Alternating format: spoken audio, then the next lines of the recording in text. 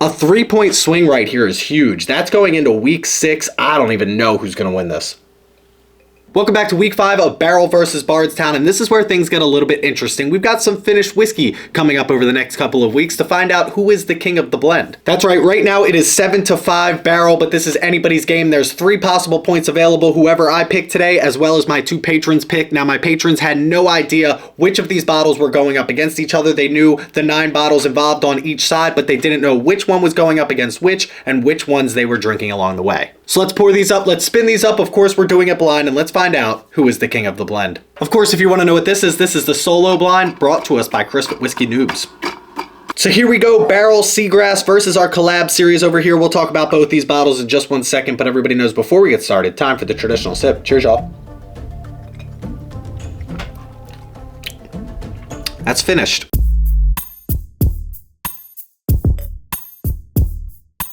So our first bottle to our right here and our first contender is Barrell Seagrass. This is rye whiskey finished in Mantinique rum, Madeira, and apricot brandy barrels, which is crazy. Again, we've talked about it plenty on this series. How they make these finishes and how they decide what's going to go with what is absolutely crazy. This is coming in at 119.12 proof. There were 24,274 of these bottles, distilled in Kentucky, Indiana, Tennessee, and Canada. Remember, this doesn't have to be, because it's not a bourbon, distilled in America. Bringing us over here, this is our collaborative series. This is the Bardstown. This is West Virginia Great Barrel Company and blended rye whiskey finished in infrared toasted cherry oak barrels. Now, this was a rye whiskey with a finish on it. This was a rye whiskey with a finish on it. This is coming in at 110 proof. This coming in at 119 proof. And I'm pretty sure I can figure out which one has the cherry on it. That being said, you guys have watched my videos and I've been wrong before, so don't quote me on this yet, but I'm pretty sure this is going to be our Bardstown over here. So it's not going to be too hard to figure out which one's which we're not ever trying to do in the first place, but for this one, it's kind of obvious. That being said, this isn't a competition where I'm trying to guess which one's which. This is a competition where I'm trying to tell you which one I like better, and I gotta be honest with you. This is a lot closer than I thought it was going to be.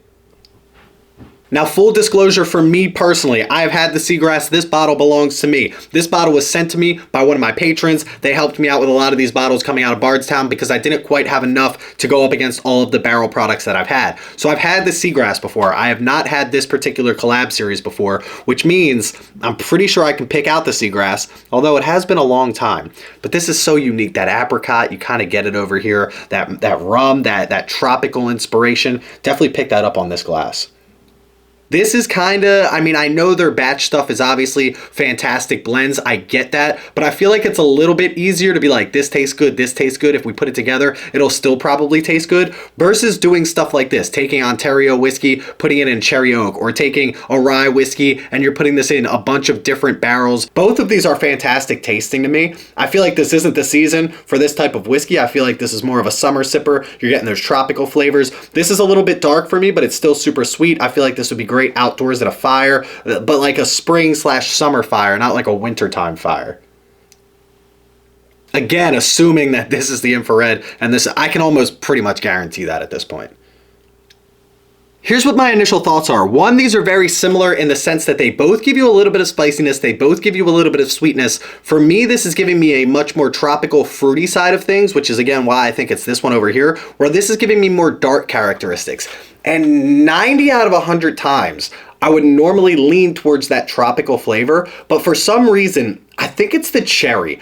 I truly love when I can pick up a very good cherry note, which is honestly kind of funny for me because I don't like cherries. I don't like eating whole cherries. I don't like cherries in an old fashioned. I don't like but I love cherry flavors. So like ice cream store, water ice. I like cherry water ice. I like, even when it's that medicinal cherry that some people are like, oh, I don't like that, it tastes fake.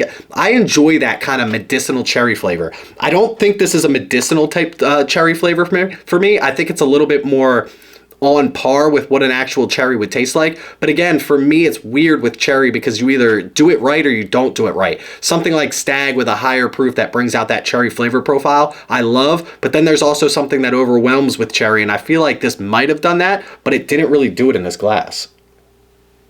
I feel like this glass is a better experience. This glass is giving me a better flavor profile. This glass kind of got a longer finish, while this glass gives me a little bit more complexity and depth. I don't know. It's weird.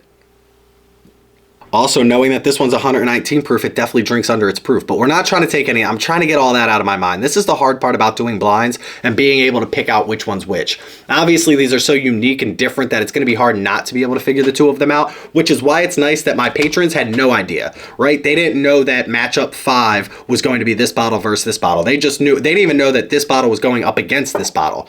They just knew that this bottle was involved at one point and this bottle was involved at another point. This could have went up against another bottle in match 6. So that means that they're going to be a little bit more strung onto what the actual flavor profile is. So while that's why I wanted to give other people an opinion, double blind, not knowing anything about it, because my opinion, I feel like it's hard not to get skewed in something like this. I'm still going to pick my favorite, and right now I'm kind of leaning this one over here, but I do think that this patron, they've been every single one for week 1, 2, and 3, they both picked the same bottle, which wasn't the bottle that I picked. Week 4, they split, so one of them picked with me and one of them didn't, and then week 5, we're about to find out in a minute, but I'm going to go with this glass over here, which again, I'm assuming is this bottle over here. But even if it's not, I do think it's the better tasting glass. If I'm wrong on this, I should give up drinking whiskey for a long time.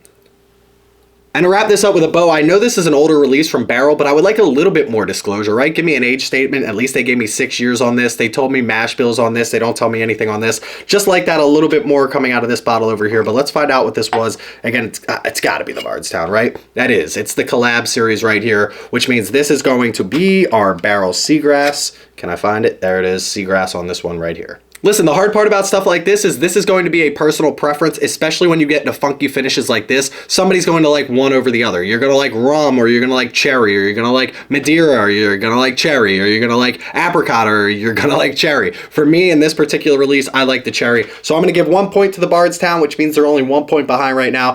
But we've got 2 points right here. Let's find out what they are.